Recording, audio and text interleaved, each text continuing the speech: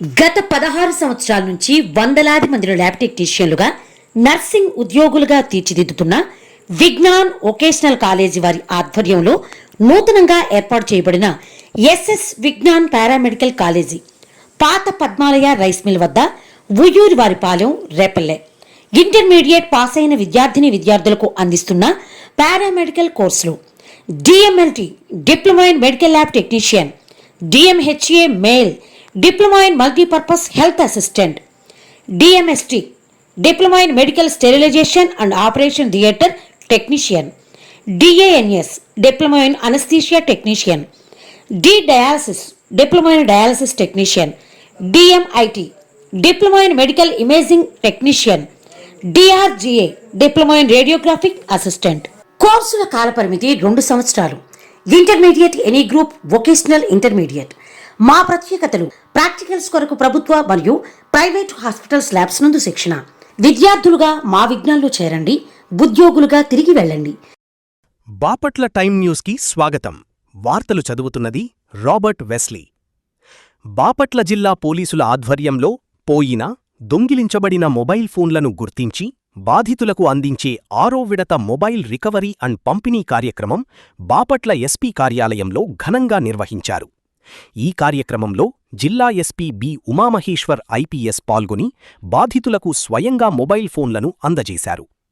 ఈ సందర్భంగా ఎస్పీ మాట్లాడుతూ 6వ విడత మొబైల్ రికవరీ కార్యక్రమంలో భాగంగా జిల్లాలోని వివిధ పోలీస్ స్టేషన్ల పరిధిలో నమోదైన ఫిర్యాదుల ఆధారంగా పోయిన, దొంగిలించబడిన మొత్తం 1321 మొబైల్ ఫోన్లను, సుమారు 2 కోట్ల విలువైన మొబైల్ పరికరాలను గుర్తించి బాధితులకు అప్పగించడం జరిగిందన్నారు. ఈ విజయవంతమైన రికవరీకి కృషి చేసిన జిల్లా పోలీసు అధికారులు, సిబ్బందిని ఆయన అభినందిస్తూ ప్రత్యేక ధన్యవాదాలు తెలిపారు.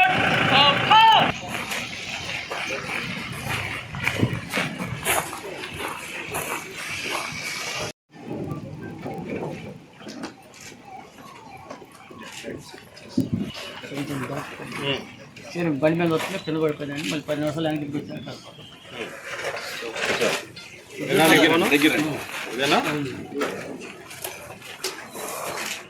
శంకర్ సింగ్ గారు,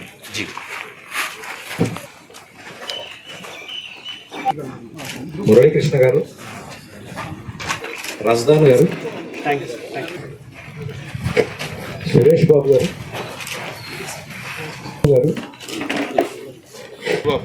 ఎవరి మీది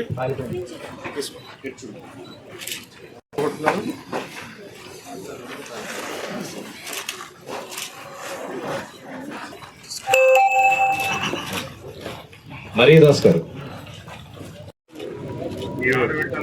అక్బర్ బాషా గారు. రికవరీ చేసినప్పుడు మీరు ఆర్థికంగా నష్టపోతారు కదా, నష్టపోయారు కదా మీరు కూడా. తెలియనితనంతో కొనుక్కోవడం వల్ల మీకు నష్టం. సో మీరు ఎంత కొన్ని వేల రూపాయల డబ్బులు మీరు కష్టపడి సంపాదించారు. మీరు అవసరం, మొబైల్ అవసరం కాబట్టి ఇట్లా కొనుక్కుంటారు తక్కువ రేట్కి. ఇప్పుడు అల్టిమేట్గా నష్టపోవడం అనేది మీకు. కాబట్టి కొంచెం తక్కువ కాస్ట్ అయినా కొత్త మొబైల్స్, జెన్యూన్ మొబైల్స్ కొంటాం. దొరికింది సార్ ఆటో ఆయనకి, వాళ్ళిద్దరైతే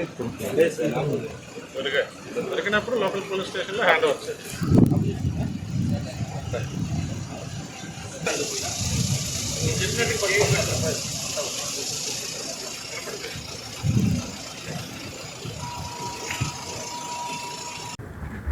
ఈ మొబైల్ రికవరీ అండ్ పంపిణీ కార్యక్రమం ఇప్పటివరకు 6 విడతలుగా చేపట్టడం జరిగింది.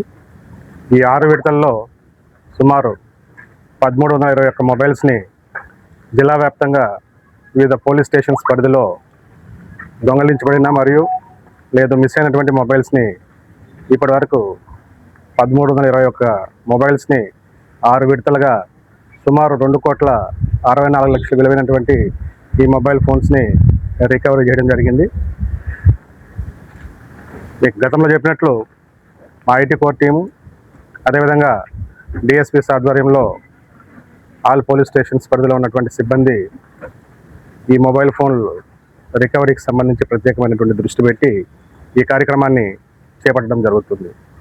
ఈ 6వ విడతలో భాగంగా గత జూన్ మాసంలో సుమారు 196 మొబైల్స్ని వివిధ స్టేషన్స్ పరిధిలో దొంగతనం చేయబడిన లేదు మొబైల్స్ పోగొట్టుకున్నటువంటి వ్యక్తులకు సంబంధించి సుమారు 196 మొబైల్స్ని కాస్ట్ వర్త్ 39,20,000 రూపాయలు విలువైనటువంటి 196 మొబైల్స్ని ఈ 6వ విడతలో భాగంగా రికవరీ చేసి పోగొట్టుకున్నటువంటి బాధితులకి ఈరోజు అందజేయడం జరుగుతుంది. ఇప్పటివరకు జిల్లాలో ఈ మొబైల్ రికవరీ ఆల్మోస్ట్ 71% మేము చేరడం జరిగింది. రానున్న రోజుల్లో 100% మొబైల్స్ రికవరీ చేపట్టే కార్యక్రమం కూడా ఆ దిశగా కూడా వెళ్ళడం జరుగుతుంది. ఈ సందర్భంగా ఈ థెఫ్ట్ అయినటువంటి మొబైల్స్ లేదు మిస్ చేసుకున్నటువంటి మొబైల్స్ని సెకండ్ హ్యాండ్లో కొని నష్టపోయినటువంటి బాధితులను కూడా పిలవడం జరిగింది. వాళ్ళకి కూడా కౌన్సిలింగ్, వాళ్ళ ద్వారా కూడా జనానికి కౌన్సిల్ చేయడం జరుగుతుంది. ఈ మొబైల్ షాప్స్లో కావచ్చు, లేదు ఇతరుల దగ్గర కావచ్చు, ఈ సెకండ్ హ్యాండ్ మొబైల్స్ని తక్కువ ధరలో వస్తున్నాయనేసి కొనుక్కొని తర్వాత ఆ మొబైల్స్ అన్నీ కూడా థెఫ్ట్ హ్యాండ్ మొబైల్స్గా పోలీస్ విభాగం చేత చెప్పబడి రికవరీ చేస్తున్న ప్రాసెస్లో వాళ్ళంతా నష్టపోతున్నారు.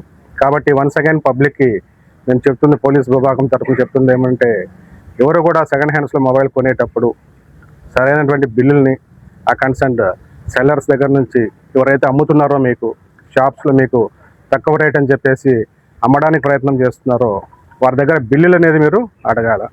అదేవిధంగా దానికి సంబంధించినటువంటి ఆ మొబైల్కి సంబంధించినటువంటి వివరాల కాగితాలు కూడా మీరు వారి దగ్గర నుంచి తీసుకొని మాత్రమే మొబైల్స్ కొనాల్సిందిగా పబ్లిక్ని అప్పీల్ చేయడం జరుగుతుంది.